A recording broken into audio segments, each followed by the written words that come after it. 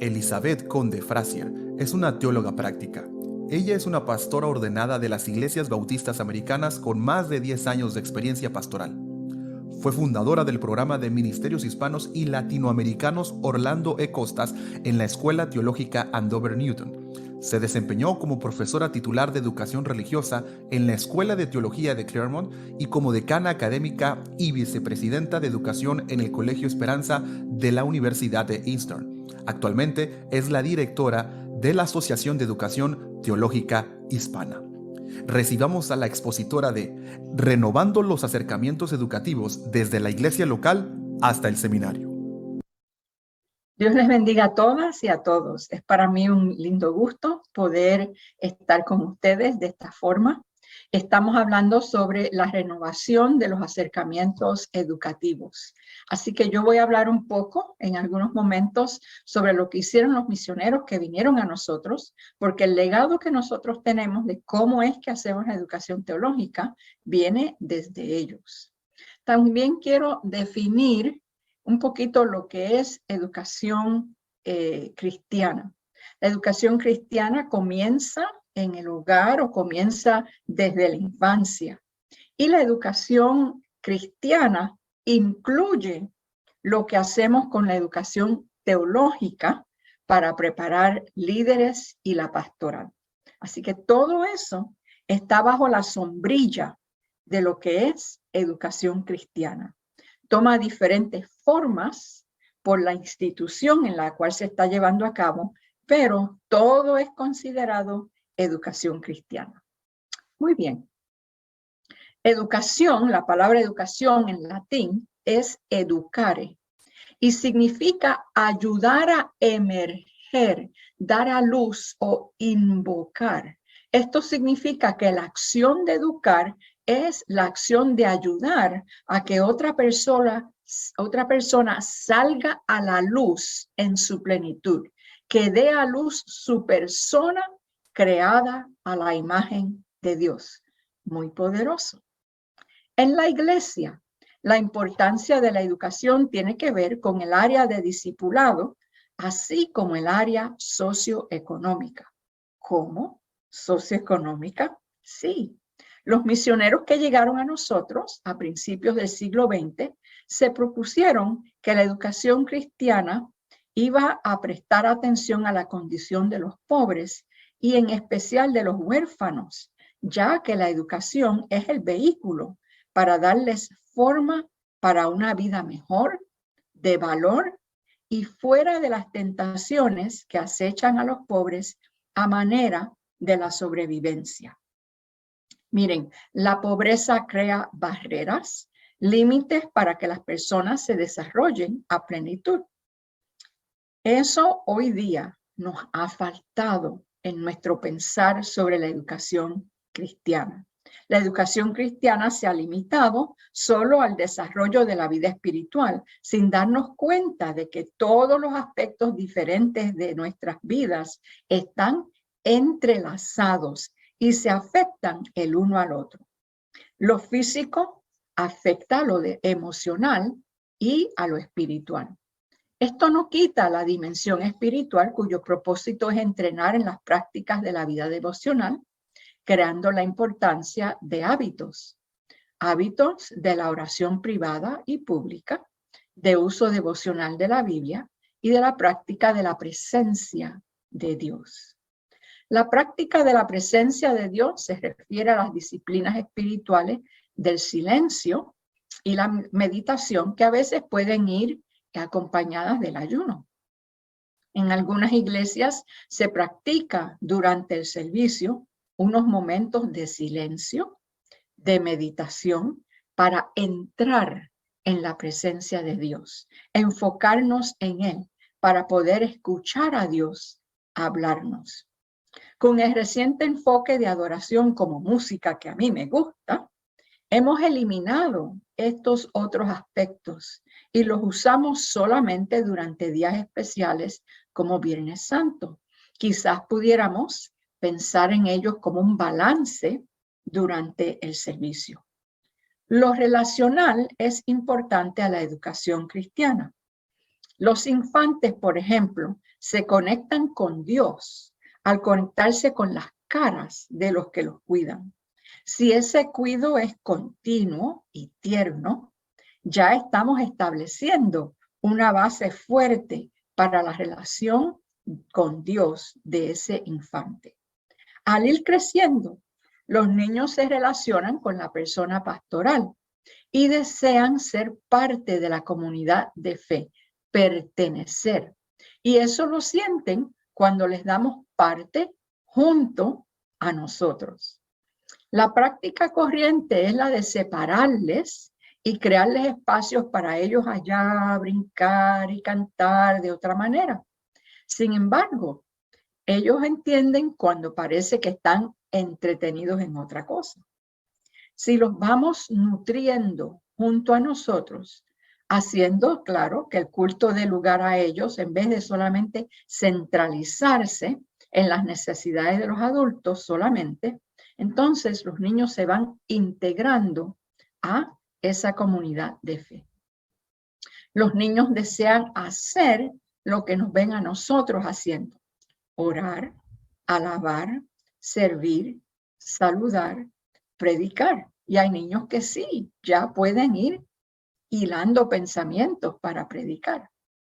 Los jóvenes van desarrollando el pensamiento crítico. Ya entre los 11 y los 14 años, ellos pueden pensar abstractamente. Es un desarrollo intelectual que no lo tienen antes de esas edades. Y esto les permite ver cosas que antes pasaban por alto. Es por esto que ellos toman muy en serio las cosas que nosotros decimos de lo que es ser un cristiano. Y si nos ven entre dos vidas o no cumpliendo, nos llaman hipócritas y se sienten defraudados. Ellos vienen a ser la voz profética entre nosotros. Con los jóvenes, entonces, necesitamos discutir temas de la moral, de ética, de toma de decisiones en circunstancias difíciles. Cada generación viene a nosotros con una misión específica.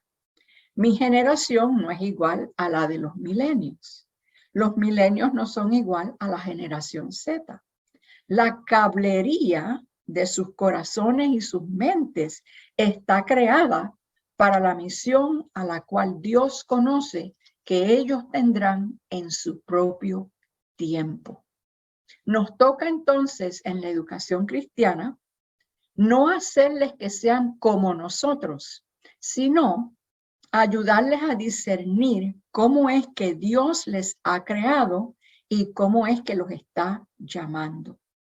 Esto conlleva enseñando el escuchar a Dios, encontrar a Dios en las Escrituras y ayudarles a pensar por sí mismos, a mirar las Escrituras a la luz de lo que ven en su derredor. Miren, un grupo de jóvenes, y eran bastante jovencitos, entre las edades de 13 y 15, no estamos hablando de jóvenes ya casi jóvenes adultos, 13 y 15, empezaron a ver que en su escuela habían suicidios. Y esto les tocó grandemente porque los estamos criando a tener corazones compasivos, como Jesús es compasivo. Las historias bíblicas, ellos ven la compasión de Jesús. Y ellos vienen a mí, que soy su maestra, y me dicen, estamos muy preocupados por esto. Necesitamos hacer algo. Y yo les dije, vamos a ver qué haría Cristo. Vamos a ver. Y tomamos unos minutos para estar en silencio y escuchar todos en ese silencio la voz de Dios. Algunos de estos jovencitos por primera vez pudieron escuchar la voz de Dios, porque siempre están escuchando música y las cosas de las redes sociales, etc. Pero en ese silencio escucharon la voz de Dios. Y dijeron, tenemos que buscar más información. Todos estuvieron de acuerdo, porque yo les fui preguntando uno por uno para discernir qué era lo que entre todos estábamos escuchando. Buscamos a una persona experta que nos habló sobre el suicidio, las razones por las cuales esto sucede, etcétera, etcétera. Y entonces yo les dije, ahora vamos a de nuevo buscar a Dios para ver qué es lo que Dios quiere que nosotros hagamos. Miren, esos jóvenes crearon un brochure sobre lo que es el suicidio, por qué ocurre y demás, pero hecho para su propia generación. Y entonces se fueron a los parques, a los moles, a los sitios donde los jóvenes están, y allí empezaron a hablar con ellos amigablemente, etcétera, etcétera, a darle el brochure y a escuchar a los otros jóvenes hablar de cómo se sentían, porque todo esto está ocurriendo. Y ahí el brochure de ellos decía que la mejor medicina es hablar con otros, buscar ayuda, pero la mejor medicina es ser amigos. Y ahí esos jóvenes comenzaron a hacer amistades, a enseñarles a los demás a hacer amistades. Y de ahí, desde ese punto entonces, ya se sintieron con la habilidad de compartir a Cristo también. Todo eso lo hicieron ellos por medio de que yo les fui ayudando a ellos, no diciéndoles yo qué hacer, ayudándoles a ellos a discernir la voz de Dios. Y de ahí ellos empezaron a entender la misión de ellos. La educación cristiana tiene varias dimensiones: el conocer, el experimentar y la acción. Conocemos a Dios por medio de su palabra y las disciplinas espirituales que nos acercan a su persona. Experimentamos a Dios en medio de nuestro diario vivir, en los sufrimientos de otros o los nuestros, en las esperanzas, en las luchas, los lamentos y las victorias. Este conocer y esta experimentación nos lleva a la acción. Los valores por los cuales vivimos y que nos informan al tomar decisiones, las formas en que servimos no solo como individuos, sino como cuerpo de Cristo. La educación cristiana no está completa hasta que no seamos una verdadera comunidad que modela la formación del conocimiento en nuestras vidas como familias y como iglesia. En otras palabras, lo que conozco aquí, lo tengo que vivir acá y sentirlo aquí. Necesitamos internalizar el conocimiento para entonces crecer a la plenitud de la persona de Jesús. El ideal de la educación era la formación del carácter y de una formación de la personalidad entera. En el transcurso del tiempo, el propósito era el de enleudar el pensamiento cristiano y guiar en la vida diaria con los ideales cristianos para llegar a ser una nueva sociedad con la cual estamos en interacción. En otras palabras, no era para que la iglesia, dentro de ella misma, ahí fuéramos a crear cristianos, sino que la iglesia fuera a exponer a toda la sociedad a los valores del reino de Dios.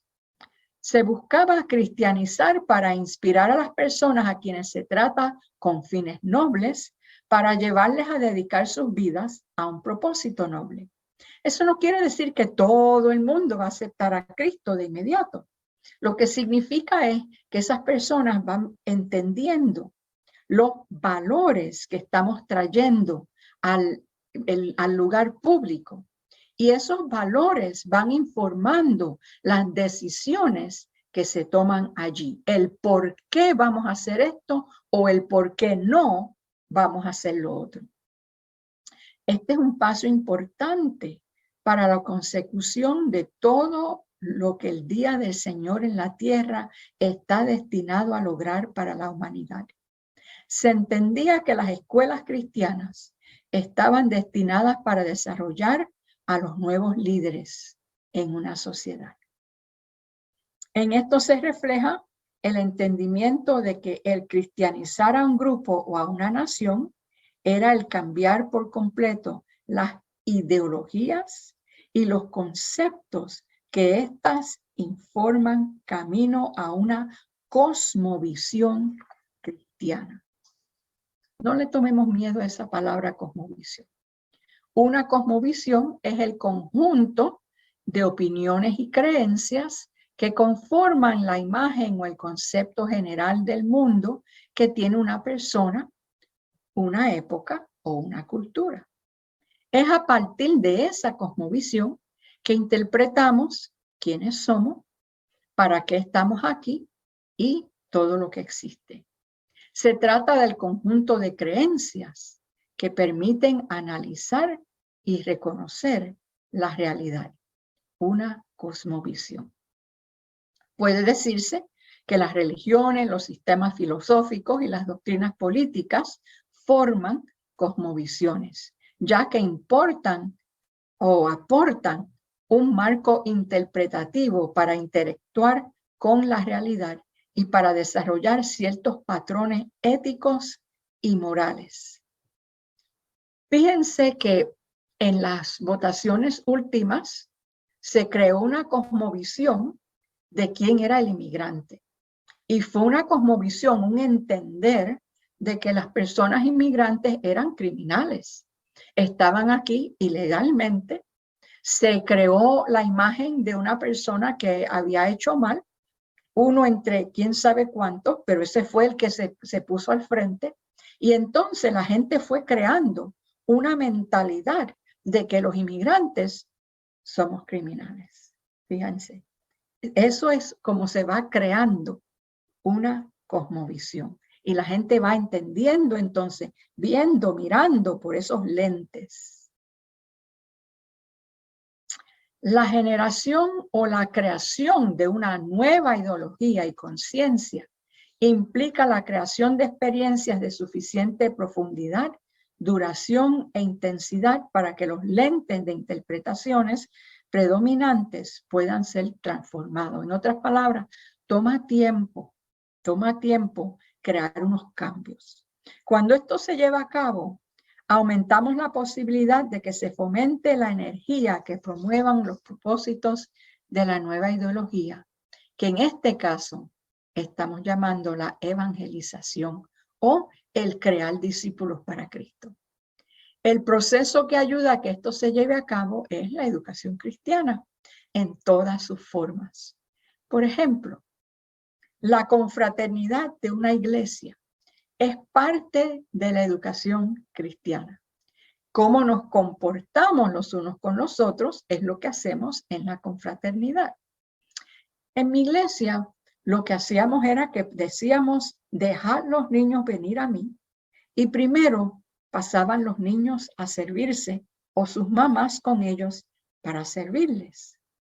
Luego, los jóvenes, pero los jóvenes no pasaban para servirse ellos, pasaban para servirle un plato a una persona de la edad de oro. Y se sentaban con esa persona para tener unos momentos de confraternidad. A veces esos jóvenes no hablaban bien el español, pero de alguna manera buscaban comunicarse. Y hubieron momentos en que esos jóvenes jamás pensaron que esta persona de la tercera edad fuera tan jocosa, tan interesante, etcétera. Y empezó a gustar el sentarse con una persona que era mayor que ellos, que ya brincaba varias generaciones antes de las de ellos. Entonces, podían venir los otros adultos. También empezamos a mirar que como los grandes o los de mayor importancia en el reino de Dios son los que sirven, entonces los esposos aprendieron a servirle a sus esposas para no quedar ellos tan bajitos en la jerarquía del reino de los cielos, para que ellos también tuvieran la oportunidad de ser mayores en el reino de los cielos. Diferente, contracultural a lo que se nos enseña. Eso va creando otra cosmovisión. La confraternidad, cuando la ejercemos en esa forma intencional, educamos por medio de ella. El discipulado es la dimensión de la evangelización que trabaja para dar forma a los valores del evangelio del reino de Dios. Toda ideología tiene una ética que le da forma a los principios y las prácticas de la moralidad.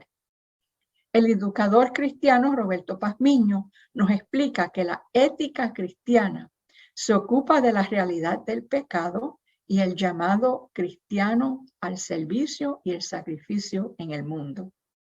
Para el cristiano, los valores encarnan consideraciones teológicas que se ocupan con lo que es virtuoso, significativo y duradero. De estos emanan las metas ideales y las pautas de los límites del pensamiento y el comportamiento humano para la vida cotidiana. Por ejemplo, pago mis impuestos o no pongo lo que tengo y lo que estoy cogiendo debajo de la mesa. ¿Ve? Es una decisión que tomamos. ¿Cuáles son las pautas, el pensamiento, los argumentos que pongo para balancear todo eso? Estos valores entonces son la base para juzgar todas las formas de comportamiento humano y las distintas ideologías que apoyan a otras formas y sistemas de vivencia. Se están dando cuenta que la educación cristiana no es solamente saber que hay 4 evangelios, que cuáles son los libros del Pentateuco, tener ciertos versos que muchas veces sacamos de contexto y que los sabemos de memoria. Es mucho más. Por ejemplo, ¿qué es ser hijos o hijas de Dios? Esta pregunta nos lleva al valor espiritual de la salvación de las personas y de sus pecados para entonces vivir vidas justas delante de Dios como sus criaturas adoptadas que por el poder del sacrificio de Jesús y su sangre redentiva ahora podemos vivir libres del pecado. Puede haber la tendencia a ese pecado, pero también tenemos el poder para vencer esa tendencia. El Espíritu Santo nos ayuda a vivir de acuerdo a los valores del reino: fe, justicia y amor entre todos. Caminar en el Espíritu es vivir de acuerdo a la palabra de Dios con un sentimiento de adoración y admiración a la vida abundante que Cristo nos da. El discipulado nos enseña la forma de pensar, los argumentos que usamos para entender la vida según la voluntad de Dios, así como las prácticas aceptables de los hijos y las hijas de Dios, basados en la palabra de Dios. La congregación y su sistema de interpretar y enseñar la palabra de Dios es la comunidad de formación y de contabilidad para apoyarnos en estas prácticas y para comprobar nuestras formas de pensamiento. Basados en los valores del Evangelio, comprobamos los pensamientos que se consideran fieles o no al Evangelio y se sugieren otras alternativas que sean coherentes con los valores bíblicos. Eso no quiere decir que seamos legalistas. Eso lo que quiere decir es que puede ser que yo esté parada aquí y necesite ir acá. Y la comunidad de fe me ayuda en ese proceso. Ese proceso necesita de la gracia de Dios. ¿Quién no ha necesitado de la gracia de Dios para saber que en estos momentos no estamos tan bien, pero que para llegar allá, del dicho al hecho, hay mucho trecho, y en ese trecho yo necesito gracia? Gracia. No necesito que me estén juzgando. Necesito gracia, acompañamiento. ¿Se fijan? Eso es parte de la educación cristiana. La educación cristiana tiene como metas buscar desarrollar la habilidad y la disposición de participar y responder a los resultados espirituales y sociales del Evangelio para permanecer en la obra divina en el mundo, pero sin ser del mundo. Se busca nutrir el desarrollo de una cosmovisión cristiana que se contextualice en la vida de cada persona. La educación da forma a la sociedad. Las instrumentaciones de la sociedad, como la familia, la iglesia, la comunidad, la economía y sus agencias, banco, bienes y raíces, el sistema legal, las cortes, el sistema de salud, los hospitales, las clínicas, los medios de comunicación masiva, las redes sociales, la televisión, sirven como ejes de la educación. ¿Ve? Son ejes de la educación. Por ejemplo, los institutos bíblicos son parte de una ecología educativa de una comunidad y además de enseñar para desarrollar líderes para el servicio a la iglesia y a la comunidad, debemos enseñar a toda la comunidad cosas como la crianza de nuestros hijos. Ese fue un curso que cuando lo dimos en el Instituto Bíblico lo anunciamos a toda la comunidad. Y miren, ahí sí que yo conocí a la gente de la comunidad, porque necesitaban ayuda con la crianza de sus hijos. Ahora mismo, en muchos de nuestras ciudades, la población más grande que tenemos es los niños y la juventud. Así que la crianza de nuestros hijos es un curso importante. Para los que estamos en Estados Unidos, podemos hablar sobre el inglés como segundo idioma, cómo empezar un negocio, cómo escribir un resumen, cómo aplicar a una universidad, la fe y la ciencia. Hay muchas cosas que se tienen que considerar en cuanto a ese tema. Cómo prevenir la diabetes o mantener dietas saludables. Todo eso tiene que ver con salvación. ¿Por qué? Porque la palabra salvación en hebreo significa shalom. ¿Y qué es lo que significa shalom? Bienestar, un bienestar completo de la vida. No solamente la salvación es aceptar a Jesús, es el bienestar completo de la vida. Y Jesús ofrece plenitud de vida, vida en abundancia. Así que todo eso son formas de que la iglesia puede ir educando y creando una cosmovisión cristiana en toda su comunidad. A través de la historia de la iglesia, esta ha desarrollado agencias e instrumentos mediante los cuales ha cumplido su tarea docente en relación a los otros ejes o instituciones de la sociedad. Por esto es que la evangelización y la teología y los valores del sistema económico y político están estrechamente entretejidos. Cuando yo sirvo en una junta en la comunidad, ¿verdad? Yo traigo los valores del reino a los argumentos de todo lo que se discute en esa mesa. El cómo se va a hacer el presupuesto, a quién necesitamos cubrir y por qué. Tengo que entender cosas de la economía, de la política, etc. Yo estoy informada, yo acá, de la teología. Yo no les voy a hablar de teología a ellos no están interesados, pero yo desde ese lugar teológico puedo traer un pensamiento que va a informar lo económico y lo político. Eso es para lo que es la educación cristiana. Es por los medios y las configuraciones educativas que el mensaje del evangelio se transmite a las próximas generaciones. O en otras palabras, estas otras formas de educar a la comunidad.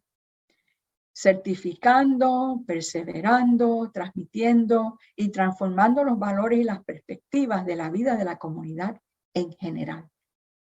La educación cristiana ya no es solamente para la iglesia adentro, y ya no es solamente para que la gente levante la mano y diga sí a Cristo, es para que la gente poco a poco, aún sin darse cuenta, vayan viviendo de acuerdo a los valores del reino. Para llevar a cabo estos esfuerzos, se emplean los diversos medios de educación por medio de maestros, ministros, teólogos, obreros de la escuela dominical, Usamos libros de textos, los credos, comentarios, sermones, catequismo, disciplinas espirituales, los cultos de la iglesia, seminarios, institutos bíblicos, colegios y universidades cristianas. Todos estos son medios. Pazmiño observa que los movimientos cristianos han tenido un impacto en cuanto a definir realidades, evaluar e interpretar racionalmente la conducta y el desarrollo de visiones sociales. Por eso es que yo quiero estar en una junta para un hospital. Yo quiero estar en una junta que tiene que ver con la educación. Los misioneros protestantes entendían que la misión educativa era entrar en un diálogo inteligente con otros sectores cuya honestidad intelectual era respetable. Para efectuar esto, se enfocaron en la élite latinoamericana y los misioneros entablaron un diálogo con la cultura y el pensamiento latinoamericano. Ejemplos de tales misioneros eran Juan Mackay, Alberto Rembau, quienes buscaban hacer correlaciones entre la cultura latinoamericana y el evangelio. Rembau llegó a proponer una cultura evangélica para América Latina. Y Jorge Howard, en su libro La Conquista de América, comenta un importante aspecto de su ministerio, el cual era las conferencias que él daba en escuelas y centros universitarios, no centros universitarios cristianos, sino los que estaban allí, cuando luego de la conferencia se abrió un periodo de preguntas y respuestas y él recibía en bombardeo de preguntas de los participantes. ¿Quiénes eran los participantes? En su libro él menciona que eran comunistas, socialistas, teósofos y otros estudiantes universitarios. Ese diálogo era bien interesante, ¿ve? Es como el diálogo que Pablo trata de tener en Atenas cuando él llega allá. ¿Qué sería una forma de nosotros tener una voz pública por medio de un proceso educacional hoy? ¿Cuál sería la voz pública de la iglesia hoy día? Esa voz pública es expresión o acción que sale de la educación cristiana. ¿Cómo influenciaríamos la cosmovisión y los valores de la presente cultura y sociedad? Yo voy a darles algunos ejemplos y son solamente ejemplos, hay que contextualizarlos. Yo vivo en Estados Unidos, soy latina en Estados Unidos, he vivido también en otros lugares en Latinoamérica, pero por eso entiendo que cada uno de ustedes va a tener que contextualizar esto. Por medio del rol público de la iglesia, ¿qué es el espacio público? Vamos a hablar de lo que es el espacio público. Es donde se da y se comparte la vida compartida de todo el mundo. Es un espacio donde se expresan las ideas y acciones de nuestras denuncias, utopías, campañas, las diferencias que tenemos, etc. ¿Cuáles pueden ser las contribuciones de la iglesia al espacio público? Puede ser un agente creativo que provee liderazgo, solidaridad, sabiduría en una junta, en una asociación de padres y maestros, en foros cívicos. La iglesia puede ser un ejemplo moral que puede crear un espacio para que diferentes partidos se congreguen a discutir temas importantes. Nosotros creamos el espacio y quien entra a mi espacio tiene que comportarse de acuerdo a las normas del espacio que yo estoy creando. Y así, en vez de que sea un espacio donde la gente se polariza, es un espacio donde yo voy facilitando el que haya un diálogo. La iglesia puede ser representante de alguna posición particular y ser una fuerza de influencia. Si vemos que hay una posición de justicia que verdaderamente expresa los valores del reino, podemos ser representantes de esa posición. La iglesia puede proveer influencia espiritual e inspiración a la perseverancia en momentos difíciles.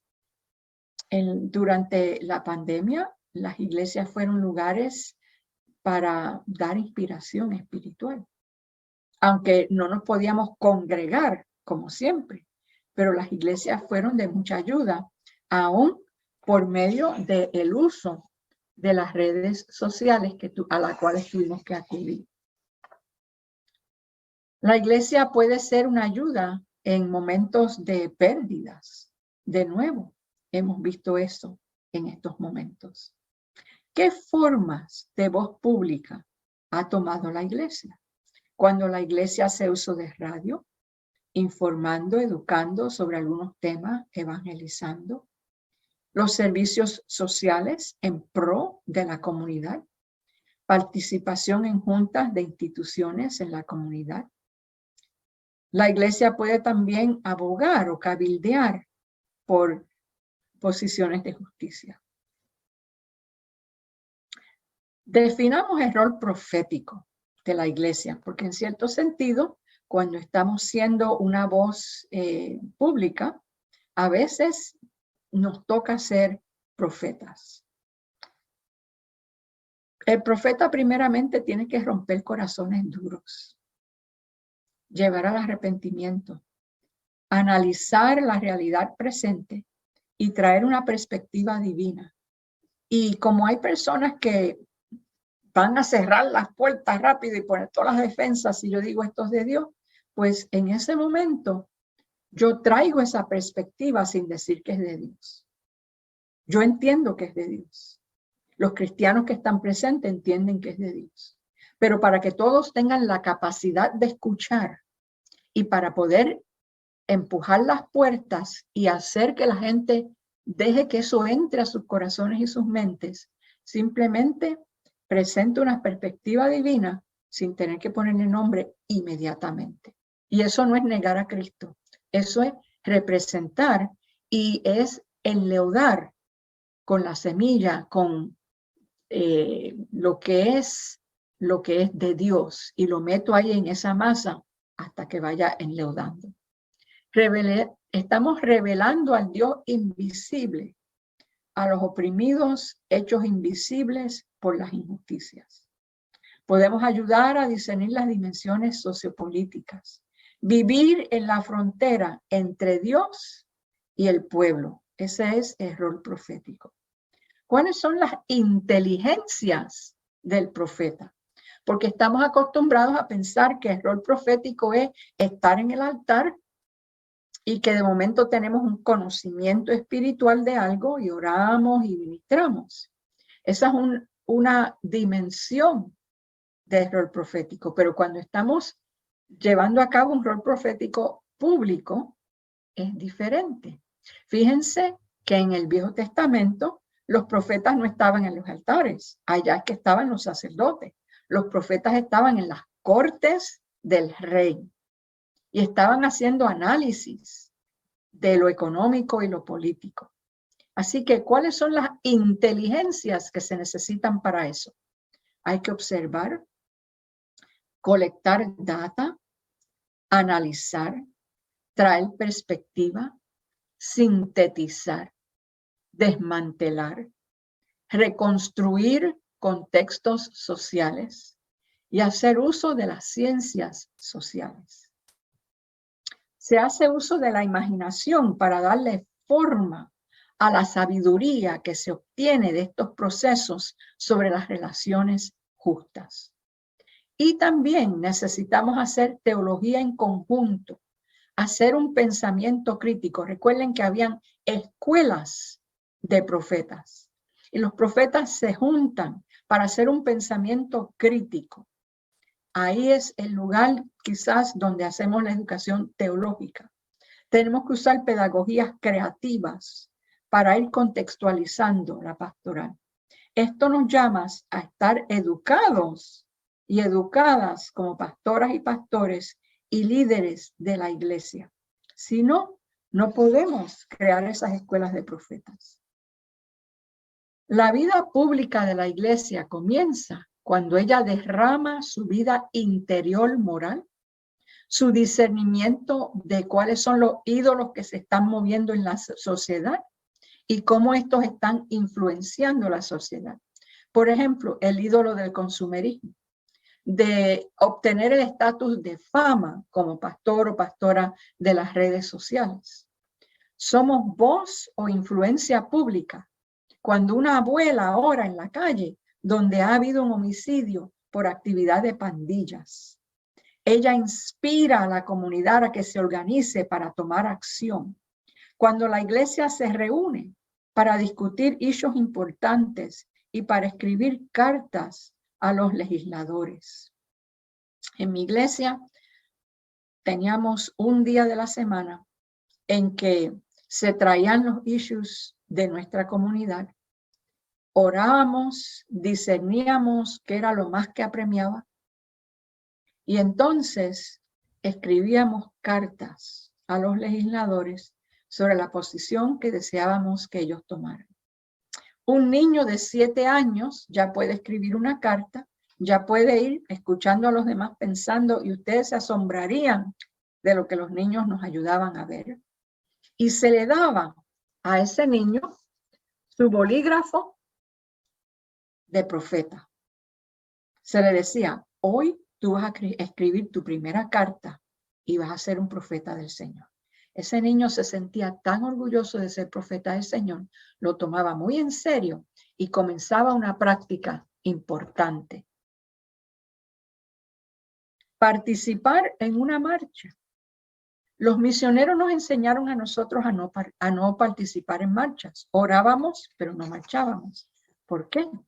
Porque legalmente ellos como misioneros no se les permitía estar en nuestros países y poder tomar ese tipo de acción. Y como ellos no podían tomar la acción, no nos enseñaron a nosotros a tomar la acción. Claro, también somos sabios y miramos cuál es la situación a la cual nos estamos tirando. Y si hay un precio, tenemos que considerar eso, ¿verdad? Cada uno toma sus decisiones, su discernimiento. Pero participar en una marcha es una expresión de un patrón de pensamiento teológico, de un compromiso, de unos dones y de unas destrezas. El lugar donde se intersectan el interés propio, la compasión, la reflexión moral, la imaginación profética y la acción es el lugar público. El sacerdocio universal permite que todos formemos parte de la voz pública de la iglesia. Sacerdocio universal es la doctrina protestante de que todos, por hecho de ser bautizados y llamados por Dios, todos y todas tenemos un llamado y ese llamado lo ejercemos. No solamente tiene llamado la persona que se para en el púlpito. El llamado no es solamente dentro de la iglesia. Hay personas que tienen un llamado a ser maestros y maestras, a ser personas que abren negocios y dan trabajos a otros. Hay diferentes llamados. ¿Cuál es una teología para la participación pública de la iglesia? En Colosenses nos dice que Jesús es Señor de señores y Rey de reyes. Así que todos los ámbitos de la vida deben alinearse con Basilea o el reino de Dios. Basilea es la palabra en el griego. El bien común es que le demos forma a la vida más abundante de Cristo, la vida plena. Es parte de la conversión. Al ser nueva criatura, soy también parte de la actividad creativa y santificadora de Dios en el mundo, como parte de su trabajo redentor hacia toda la creación. Esto es ser discípulos, ser sensibles al orden público que involucra los dilemas políticos, económicos y morales de las instituciones sociales. Podemos abogar por una posición sin tener que esforzar o invadir. Vivimos en un lugar de muchas diversidades y las respetamos mientras podemos tener diferencias. No todas las iglesias van a estar en el mismo lado y no vamos a estar peleándonos por eso. Entendemos que hemos discernido diferentemente. ¿Qué formas puede tomar nuestro testimonio público?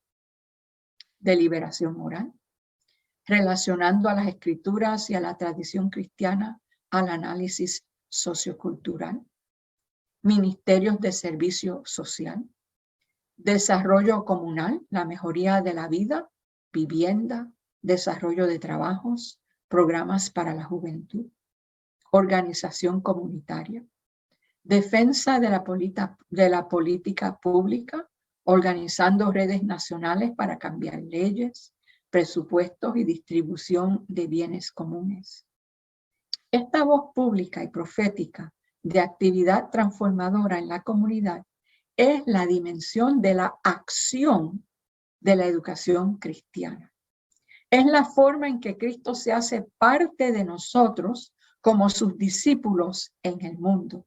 Cristo se encarna por medio de nosotros y nuestra acción.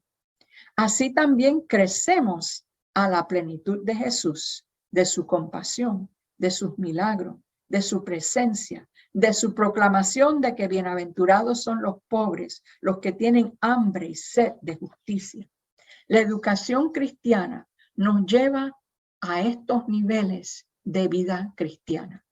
Y así renovamos la educación cristiana por medio del conocimiento, discernimiento, por medio de la compasión, la experimentación de Dios en nuestros corazones y por medio de la acción, la voz pública que tomamos como cristianos y cristianas. Espero que estas reflexiones mías les ayuden a ustedes a seguir con las de ustedes y a pensar en las estructuras y las estrategias de educación cristiana que tienen y a poder quizás ampliar esos ámbitos a los cuales llega la educación cristiana. Estamos en pro de la renovación. Dios les bendiga a todas y todos.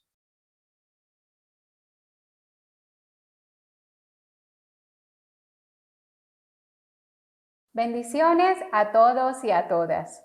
La doctora Elizabeth Conde Fraser nos ha desafiado a renovar nuestra manera de acercarnos a la educación cristiana, tomando en cuenta de que se trata de un proceso integral que busca la formación y la transformación del ser. Este proceso, que toma su tiempo, es mejor cuando se da en comunidad y tiene la posibilidad de impactar no solamente a los que están dentro de la iglesia, sino también a la sociedad en general. Más aún, la educación cristiana como proceso de formación nos invita a la integración de las generaciones y al desarrollo del pensamiento crítico, de manera que la vida cristiana nos mueva entonces a conocer, a internalizar y a actuar. ¿Qué les parece si tomamos unos minutos para pensar en cómo practicar aquello que hemos escuchado? Toma un tiempo para escribir o comentar con la persona que tienes cerca acerca de estas dos preguntas. Número 1. ¿De qué manera está la educación cristiana en mi contexto atendiendo las necesidades integrales de las personas? Es decir, ¿de qué manera está la iglesia donde yo me encuentro enseñando a las personas a crecer espiritualmente, emocionalmente y también físicamente en cuanto a cómo cuidarse? Número 2. ¿De qué manera puede la iglesia trascender impactando a la comunidad con esfuerzos educativos que permitan a otros conocer cómo los cristianos vemos la vida? Toma unos minutos para responder estas preguntas.